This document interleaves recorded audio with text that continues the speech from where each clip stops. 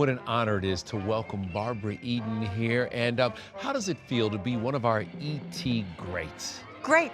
I feel great. That is the perfect answer. How often do people see you and they ask for the blink? Oh, all the time. Yes, sir. Well, it was supposed to have been just the blink. Uh-huh. And I added the arms, and it evolved. How was it doing it on the set? That was great. No special effects with the blink. How did you do that so that you remained in the same place? And I would blink and they'd say freeze. And they'd go 1, 2, 3, action. It is hard to believe it's been nearly 60 years since Barbara first captivated audiences with that TV magic. The 92-year-old legend came ready to celebrate with these priceless Jeannie relics. That is one of the original hand-painted bottles used in the show. And behold, Barbara's famous pink belly-bearing costume. The outfit was very risque when she first debuted it alongside the late, great Larry Hagman. For over 2,000 years I've been in that bottle. And then this hand released me. I look at this costume, and back then it was like, whoa.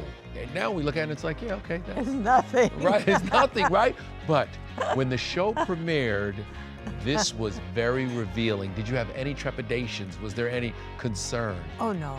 No, not with this, no. Not at all. First of all, I had on tights, plus panties, plus a full bra. The guy from Hollywood Reporter would come down on the set and he'd say, "Where's your belly button?"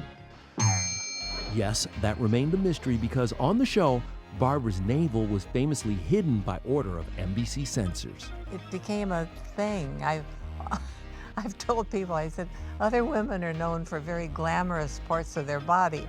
I've got a belly button. Not the sexiest thing in the world. Then the standards and practices for films Yes. suddenly realized I had a belly button. It had never shown before. I guess it would peek out once in a while if I'd lift my arms up. It's silly.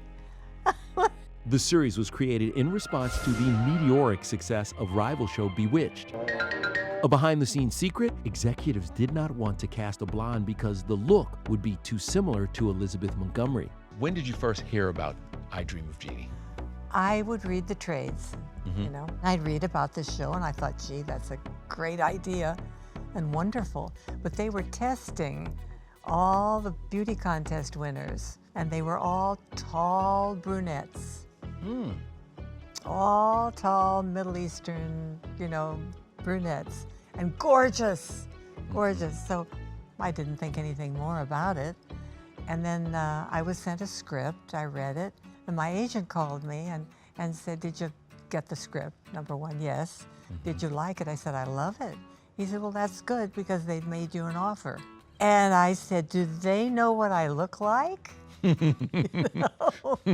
Because I'm the wrong color, it's not gonna work. And he said, "Well, I think they do because you've got the part." Hi! At the time, Barbara had established a name for herself in Hollywood, appearing in classic shows like I Love Lucy in 1957. Mr. and Mrs. Ricky Ricardo. Hello. How do you do?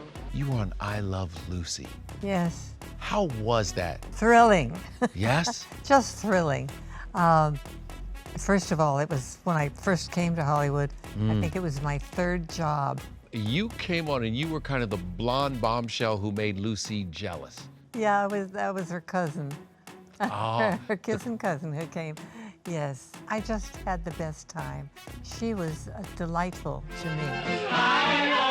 Then, in 1960, she was cast alongside Elvis Presley in Flaming Star. Both crazy. You ought to let me kill him. People tried to make it like there was something going on between you and Elvis. That's right. Yeah. That's right. It was. We were just good friends. I met him when he just got out of the Army. Okay. And he was very happy. I have to ask you about the chemistry between you and Larry. Help yourself with anything you like. I'm not on the menu. When did you know that you two would work so well together? I knew it the minute Larry came to the studio. We had something. We had a bond. Later, he told me I scared him to death. I said, "What?"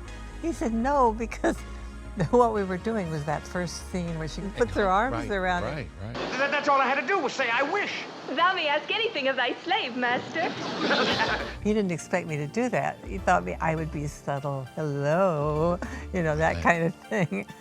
But I figured out that Jeannie was more of a tomboy and more of an open person. She wasn't a seductive, but she was open to everything. She was curious. She was a fish out of water, you know? Larry sometimes could be a little testy on the set. Sometimes. Yeah, he could. Never with me. No, never with you. Never with me. He wanted things perfect. And he was his own worst enemy. You learn early on, you don't always get your way by yelling about it.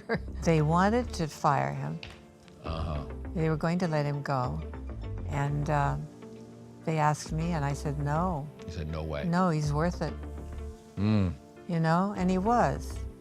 He was really, really good at everything he did. I mean, my goodness, look at Dallas. Of course, Larry went on to play one of TV's most iconic villains, J.R. Ewing. In 1990, the two reunited on screen for a 5-episode arc. How was it reuniting with him and seeing him have all that success? It was wonderful. It was wonderful. The first thing they did was put me in a pink suit. Larry was directing that show, and he went, oh my God. Like that. Oh, wow. You're right, why is in the pink suit with, you know?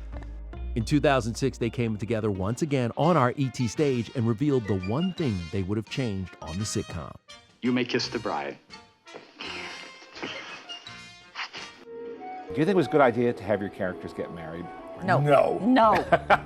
Well, we both told No. them. No. As soon as we got married, it ruined all that tension. Yeah. And first of all, she wasn't real. She was an entity. Seemed pretty and real to he me. knew, no, your character Yeah. knew she wasn't real, but she thought she was. And that was where you had a lot of comedy. And they just took it away. I want to take you back for a second, a clip from 1981.